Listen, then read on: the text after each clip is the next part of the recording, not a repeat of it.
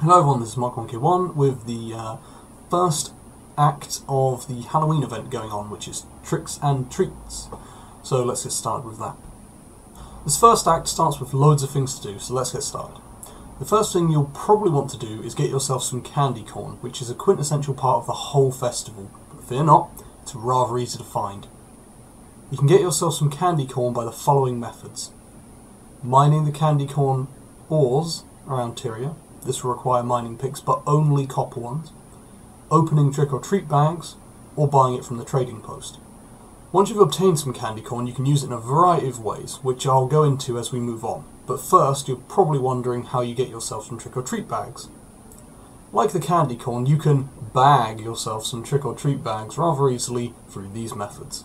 Killing Halloween-themed enemies via haunted doors. Killing normal enemies. Mining candy corn ores, buying them from trick-or-treaters running around Lion's Arch with your candy corn, or opening haunted doors. So, what will you get from these bags? From what I've seen, there's a very high chance of getting candy corn, or just a moderate chance of getting a rare Halloween-themed crafting item, which does sell for quite a bit on the auction house when you have a lot of them. I've mentioned these haunted doors twice now, by the way, and I think I should probably explain. Haunted doors spawn in Kryta, and as far as I know, it's only Kryta. Could be wrong though, let me know. They have a chance to do a few things when you open them. They'll either just drop a trick-or-treat bag, or spawn a group of enemies, or spawn a boss enemy. Either way, you're getting a trick-or-treat bag or another point added to your achievement, so overall, it's fine. And it's pretty easy to find haunted doors around. You can actually see them way off in the distance, even on the lowest graphics, as you probably see on the screen now. So it's really helpful to go to a nice hilly area where you can get a good vantage point and just see them off in the distance. That's what I'd advise anyway. So, the last three things we need to talk about are the carvable pumpkins, the brawling event in Lion's Arch, and the quest to find out more about the Mad King himself. And that's helping the Priory, I believe. So let's move on to the pumpkins, the carvable ones anyway. Right, so just to start off with, I wouldn't bother with these if you're not bothered about achievements or titles, because, or you don't want to be a completionist of the Halloween thing, then don't bother with this. It would be completely pointless. But if you are interested in that, all of those things, then definitely go for it, because it's the only way you're going to get the Halloween overall title and the Master Carver title. So, how does this work? Well, basically, you just find pumpkins that you can carve and you press F or right-click on them, and there we go. From what I've seen, it looks like it's going to be about 100 that you need to carve to get the title, which is quite a few, and it will take you a little while to do this. But obviously they're going to be there through the whole event, so you've got about a week to do so, which really is reasonable time. Other than that, the only things you really need to know about it is you can use it. You can carve the same one twice, but it takes an amount of time before you can do that. So it's not worth just sitting there and waiting. You may as well go around and get other ones, and then maybe you can make a route in Lion's Arch to do it. I don't know. Depends on how you want to do it. So next is the brawling event. This is a rather fun little event where all you have to do is transform into sometimes wacky creatures and fight other players doing the same.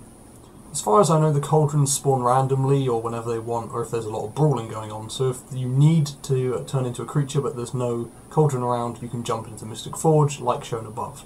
But let's move on to the other mechanics of brawling.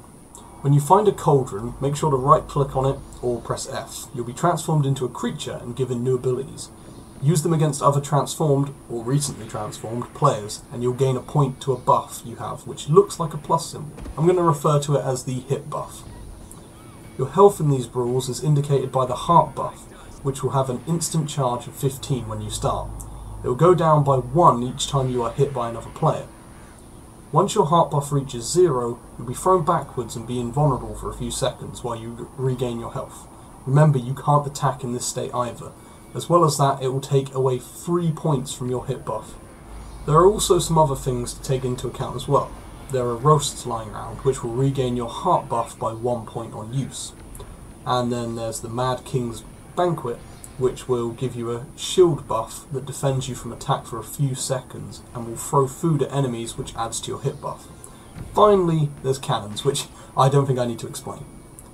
The goal as such is to reach 25 on your hit buff, which will give you another buff claiming you to be a champion. This, like the other buffs, can stack. There is an achievement linked to this for becoming a champion so many times, but I'm unsure about how many times it's required because I've not gotten that far myself yet. All I can say is it's definitely above 20. So the last part is about the quest to figure out more about the Mad King. This was something I kind of cheated on because I looked it up. Yeah, I know, I'm a cop-out.